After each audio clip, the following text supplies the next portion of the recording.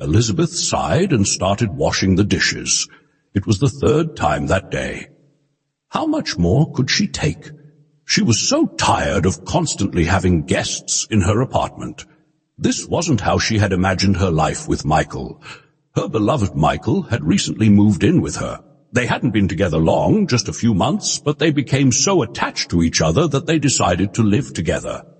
Before this, Michael had lived with a friend after his divorce. It was unusual, 2 men close to 40 living together, but Elizabeth was in love and didn't care. She herself had suggested they move in together. Naturally, he agreed and moved his things the very next day. For 2 months, they enjoyed each other's company. Everything seemed almost perfect. Then something happened that Elizabeth hadn't expected at all. One evening, Michael's brother John came to visit, and he wasn't alone. He brought his wife and daughter. They had already met a few times and even spent some weekends together out of town. They seemed like pleasant people. However, showing up late at night wasn't exactly polite, only they hadn't come just for a visit. "Michael, can we stay with you for a week?" John asked, as if it was Michael's apartment. "Of course. What happened?"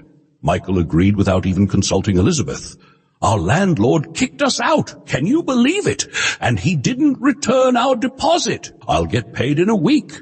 As soon as I get my salary, we'll find another place." "No problem. Can't stay out on the street. Make yourselves at home," Michael said graciously. Elizabeth didn't even have time to object, and what could she say? Kick them all out immediately? Seeing the scared 3-year-old girl, she felt sorry for her.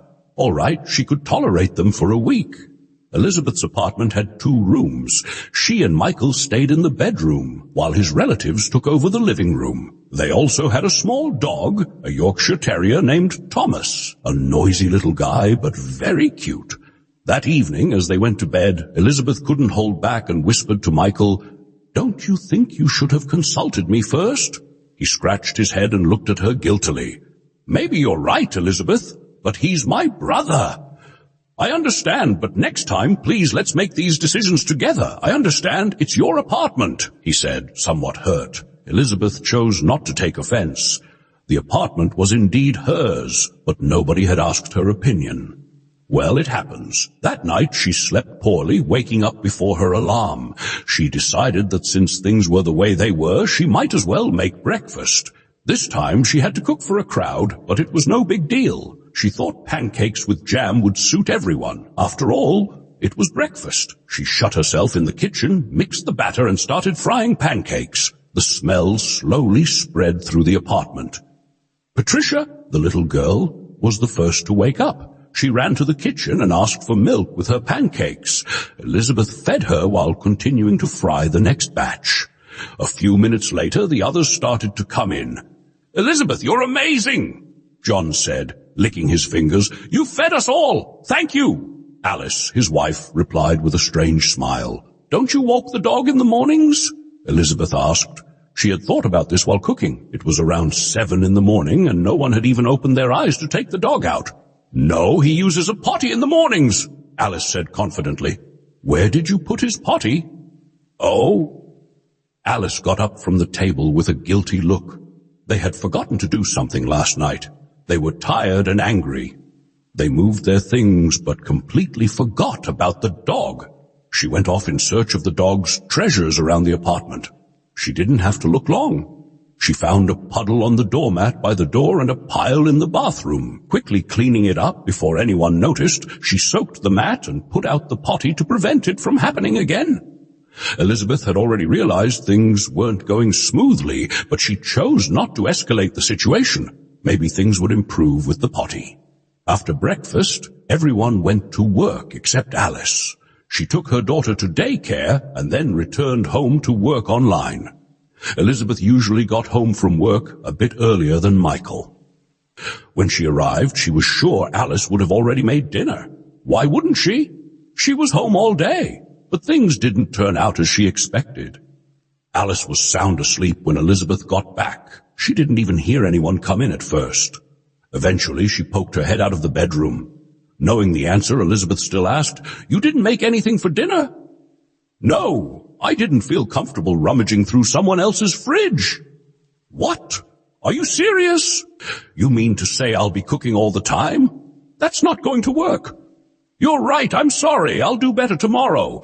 But now I need to go pick up my daughter. You'll manage on your own, right?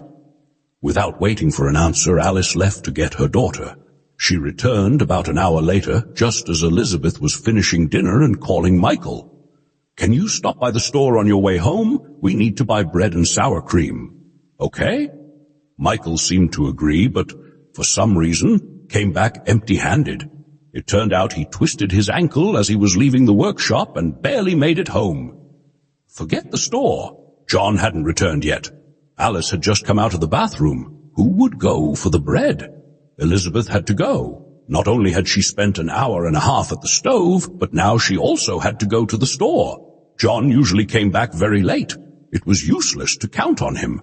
With no other choice, Elizabeth went to the store, thinking about how being hospitable was nice, but she needed to be bolder, or they would walk all over her. After dinner, Alice neatly placed her and her daughter's plates in the sink and left the kitchen. Elizabeth hoped she would at least offer to wash the dishes, but no. They were guests. John arrived around 8. He gratefully ate his dinner and also left his plate in the sink, though he could have rinsed it himself. As they were going to bed, Elizabeth decided to consult with Michael. How can I hint to Alice that we should share some of the household chores while they're living with us? Elizabeth, they're guests. No, guests are different. They asked to stay for a while, so everything should be equal. I don't ask them to pay for utilities, but they should at least wash their own dishes. How about I do the dishes, he suggested. I'm all for it. And you make breakfast, I'll handle dinner. Deal? Breakfast? Michael frowned. Maybe we should discuss this with Alice. Maybe they should, but the discussion bore no fruit. Alice never liked cooking much before and didn't plan to start now, nor did she intend to wash dishes or clean up. A week went by, but John's salary was delayed indefinitely. They couldn't just kick them out, could they? But Elizabeth was tired of buying groceries for 5 people and cooking by herself. Michael washed the dishes as promised, but not every time. Sometimes he acted like it had nothing to do with him. The week turned into 2, then 3, and then a month. Elizabeth had never waited for someone's paycheck so eagerly. Michael even offered to lend his brother money, but John was firmly against debts and loans, always promising they'd move out tomorrow. Elizabeth felt like a servant in her own home. Not only was it nearly impossible to relax with so many people, a dog and a child making noise, but there was also more housework to do. She was starting to get irritated by the little things and struggled to keep calm. One morning, as she and Michael left the house together, Elizabeth couldn't hold it in any longer. Michael, they asked to stay for a week, but it's been a month. So what do you suggest? Just kick them out? Honestly, I'm touched by your brother's honesty, but it's easier to lend them money than to continue living like this. I'm tired of being a maid for everyone. I'm not your maid. Elizabeth, bear with it a bit longer. He's my brother, and they have a little girl. It's November. Where are they supposed to go? Michael, that's not my problem. You didn't consult me when you let them stay, and now I'm the one bearing the brunt of it. I wash the dishes. And I cook, shop, carry heavy bags, clean, do the laundry, and clean up after their dog because Alice sleeps a lot and often. Maybe just a couple more days. John says he'll get paid tomorrow or the day after. Michael replied, but Elizabeth noticed a strange spark in his eyes, as if he wasn't being completely honest. Michael, what aren't you telling me? It's better to say it now. I'll find out anyway. He winced but answered, he got paid but had to repay a debt, which is why they haven't moved out yet. What? I only found out a week ago. So now we're waiting for the next paycheck? Yes. I hope he doesn't have any more urgent debts to pay off. I don't know, honestly. Then find out. My patience has run out, she said and headed to the bus stop. At work, Elizabeth couldn't stop thinking about her morning conversation with Michael. Her good friend Emma noticed her sadness and asked what was wrong. Elizabeth poured out her heart, needing to vent. Oh, girl, you put up with too much. No, it's just the way things are. and it will always be this way. With Michael, it will never change. Today it's his brother, tomorrow it'll be his cousin, then his godfather, and then just a co-worker. Grown adults don't solve their problems at others' expense. I'm talking about John, and your precious Michael is enabling him like it's necessary. He realized you're a pushover, and Alice is so smart, sitting back and letting you do everything. It was painful to hear, but it was the truth. What should I do? Kick them all out. If Michael complains, kick him out too. I'm not sure I can. You've already ruined a month of your life. How much more can you take? Besides, Michael isn't even your husband, and he lied to your face. It was true. The lie hurt Elizabeth the most. It turned out everyone knew everything except her. It was all so awful. Returning home, Elizabeth decided enough was enough. She didn't prepare dinner for everyone as usual. Instead, she went to the bedroom, grabbed a book, and started reading while waiting for Michael. Alice peeked in a couple of times, but didn't go to the kitchen. Michael arrived half an hour later than usual, delayed at work. As soon as he entered, he knew something was wrong. There was no smell of food. It was strange. Michael, it's time for your relatives to go, Elizabeth said firmly. You're going to kick them out at night?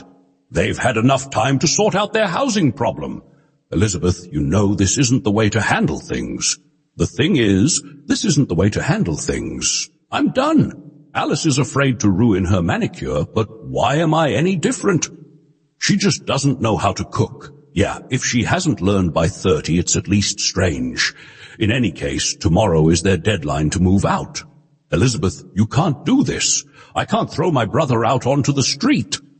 Michael, it's not my problem, so I've been wrong about you all this time. Apparently you have. If you're unhappy, you can leave with them. I'm not holding anyone here. What?